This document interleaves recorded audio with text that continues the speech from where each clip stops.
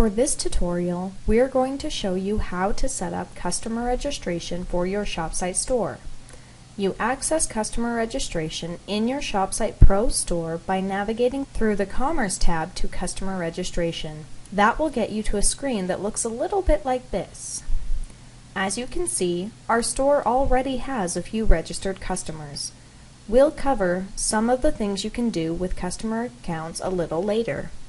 For now, let's take a look at configuring customer registration by clicking the Configure button at the bottom of the page.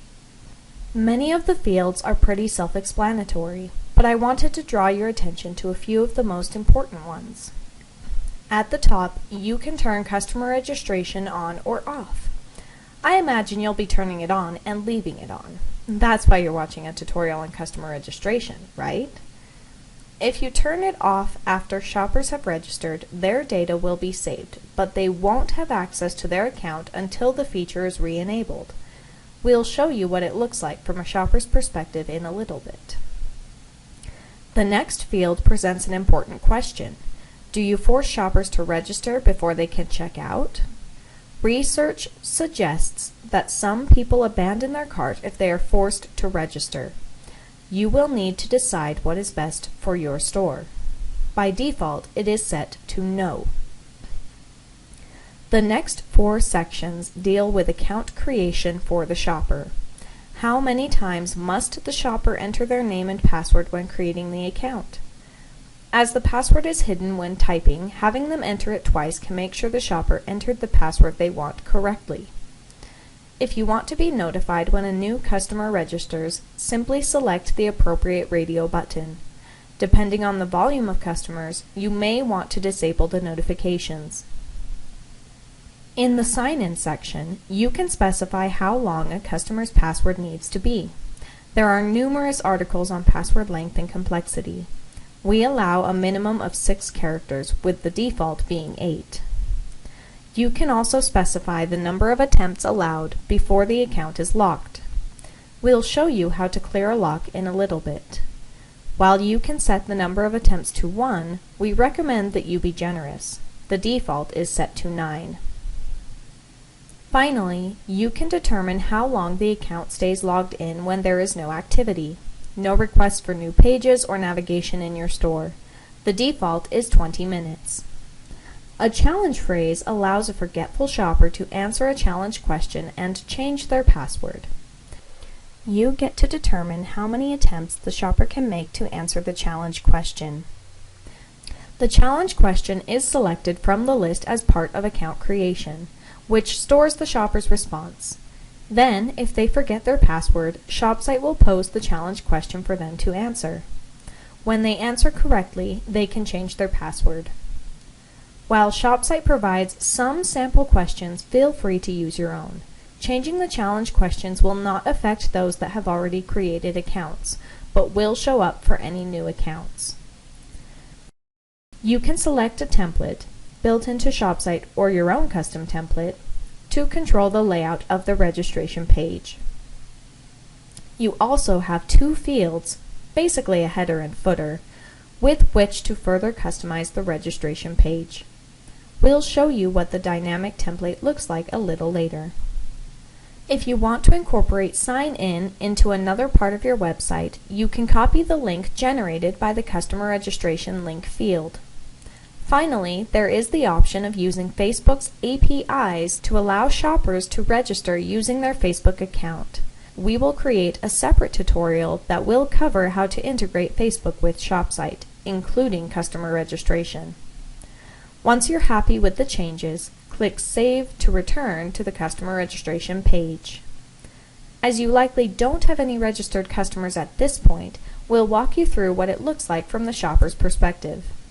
Most customer registration links appear towards the top of the screen. Depending on which theme was selected in ShopSite, it will say, click here to register / new registration, click here to sign in / your account, or something similar. Clicking the link takes us to a page where the shopper can register.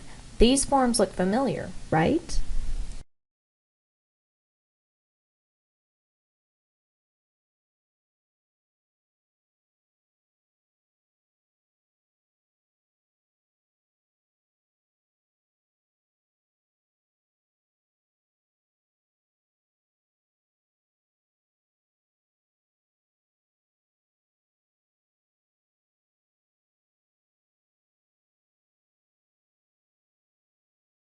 Filling them out, when the shopper saves the account, he or she will be taken to their account page. Here they can add or edit shipping address, the name or email address for the account, and even handle wish lists if they are enabled. All orders made under the account can be viewed, and the shopper can even add all of the items from a previous order to their cart again if they desire. Okay, a customer has registered. Now what? Let's return to the back office. There are a number of things we can do with registered customers. We can create groups to manage them, edit the customer entry in the database, and even download the customer database for additional reporting and business intelligence. If the rewards feature is enabled, we can modify the rewards quantity, meaning that we can add or remove rewards for James. Rewards are beyond the scope of this tutorial, but will be covered in another. If we click on James, our new customer, then click Edit/View, we can see the Edit Customer page. Here you can modify the fields as necessary. It is also here that you can reset a customer's password. So if they contact you saying they've forgotten the answer to their challenge question and are now locked out of their account, you can come to this page and unlock the account and change their password for them. We'll do that here so you can see it. Let's say James forgets his password. You can click Change Password and enter the new password. We'll make it Sherlock.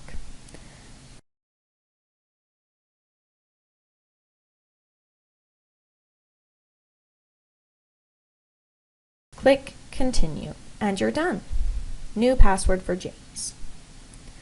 You can also set a customer to be tax exempt, which means that they won't be charged tax when shopping at your store.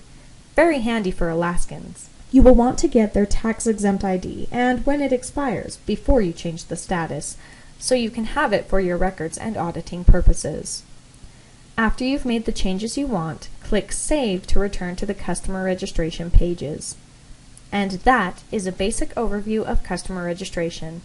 Feel free to check out our other tutorial videos.